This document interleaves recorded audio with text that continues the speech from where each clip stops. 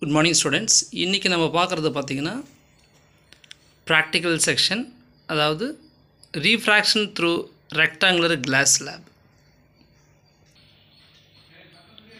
So அதுக்கு நான் first என்ன பண்ணியிருக்கேன்னா, ஒரு A4 ஷீட் எடுத்து நம்ம டேபிள் வச்சுருக்கேன்.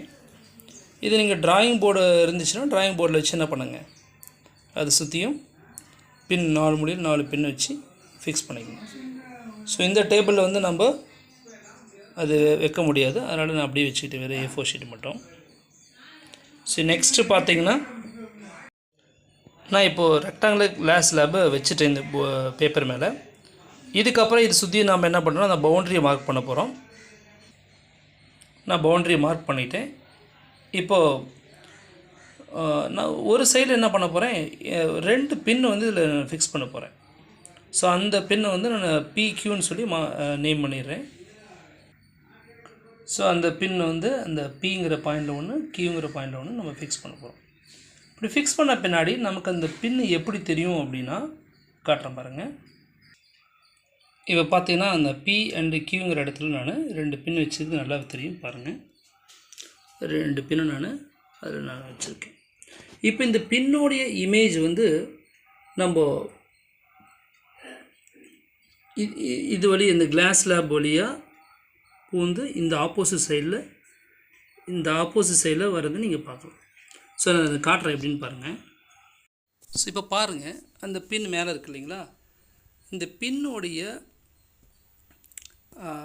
இமேஜ், அதாவது பின் வந்து நமக்கு இந்த சைடில் எப்படி தெரியுதுன்னு பாருங்கள். ஸோ பின் மேலே இருக்குது, அதனுடைய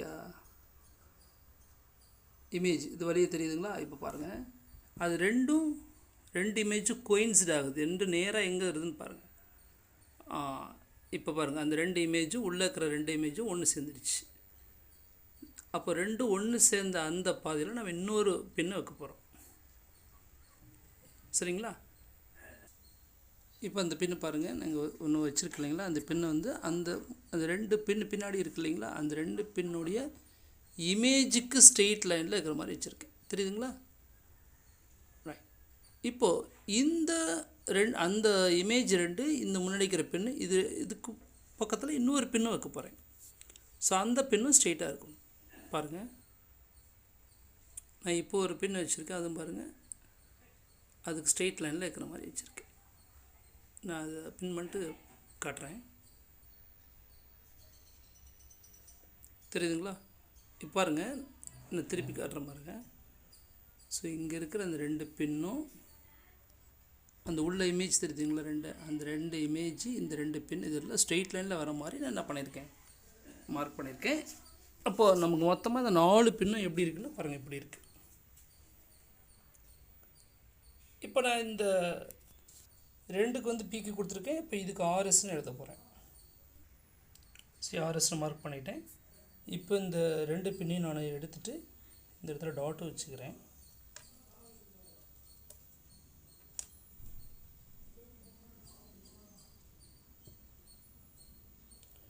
சரி, ஆல்ரெடி இந்த பக்கம் நான் டாட் வச்சுட்டேன், அவ்வளோதான்.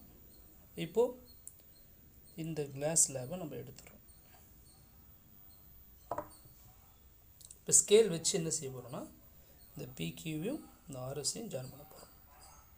இப்போ இந்த PQவும் RSையும் நான் கனெக்ட் பண்ணிட்டேன்னா, இப்போ என்ன அர்த்தம், இப்படி ஒரு லைட் ரேஸ் வருது அப்படின்னா இந்த இடத்துல பட்டு என்ன பண்ணுது, உள்ள ட்ராவல் பண்ணி இந்த இடத்துல வந்து திரும்பி வெளியே வருது. அப்போ இந்த இடத்துல பட்டு இந்த இடத்துல வந்து சேருது இல்லைங்களா, அதையும் நான் இப்போ கனெக்ட் பண்ண போகிறேன், தெரியுதுங்களா. அவ்வளோதான். இப்போது PQRS, இப்போ PQங்கிற இந்த லைனில் லைட் ரேஸ் வருது அப்படின்னா இப்படி வந்து இந்த இடத்துல பட்டு ரீஃப்ராக்ட் ஆகி இந்த பாதையில் வந்து இப்படி வெளியில் வருது. ஸோ இதுதான் நமக்கு ரீஃப்ராக்ஷன் த்ரூ கிளாஸ் லேப். அப்போது இந்த இடத்துல நம்ம என்ன பண்ணுறோம், இந்த பாயிண்ட் ஆஃப் இன்சிடென்ட்லேருந்து இந்த சர்ஃபேஸுக்கு பர்பெண்டிகுலராக ஒரு நார்மல் அப்படிங்கிறத வரைஞ்சோம் அப்படின்னா ஸோ அது இப்படி இருக்கும். இது நார்மல். அதுமாதிரி இந்த இடத்துலையும் நார்மல் நீங்கள் வரைஞ்சிங்கன்னா இந்த சர்ஃபேஸுக்கு பர்பெண்டிகுலர். அப்போ என்ன அர்த்தம், இது ஆங்கிள் ஆஃப் இன்சிடென்ட்ஸ் I. அப்போது இது வந்து பார்த்திங்கன்னா உங்களுக்கு I ஆங்கிள் ஆஃப் இன்சிடென்ஸ், இது R, ஸோ I, இது வந்து R ஆங்கிள் ஆஃப் ரீஃப்ராக்ஷன். திரும்பவும் பார்த்திங்கன்னா இந்த இடத்துல இது ஆங்கிள் ஆஃப் இன்சிடென்ட். அப்படிங்கும்போது இந்த இடத்துல நம்ம I2 கூட எடுத்துக்கலாம். இது வந்து ஆங்கிள் ஆஃப் எமர்ஜென்ட் E.